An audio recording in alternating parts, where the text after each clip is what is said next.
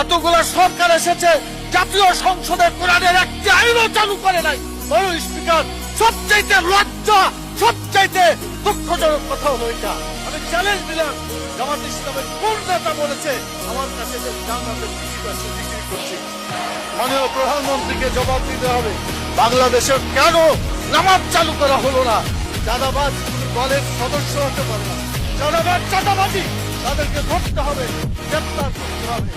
অতএব আসুন বাংলাদেশের মানুষের আইনের অবরচনা করে কোরআনের আইন প্রতিষ্ঠা করি। এতগুলো সরকার এসেছে, জাতীয় সংসদে কোরআনের একটি আইনও চালু করে নাই। বড় স্পিকার, সবচাইতে লজ্জা, সবচাইতে দুঃখজনক কথা হলো এটা। আমি চ্যালেঞ্জ দিলাম, জামাত ইসলামের কোন নেতা বলেছে আমার কাছে যে জান্নাতের টিকিট আছে বিক্রি করছি? মাননীয় প্রধানমন্ত্রীকে জবাব দিতে হবে, বাংলাদেশের কেন নামাজ চালু করা হলো না? চাঁদাবাজ দলের সদস্য হতে পারে না, চাঁদাবাজ চাঁদাবাজি, তাদেরকে ধরতে হবে, গ্রেপ্তার করতে হবে।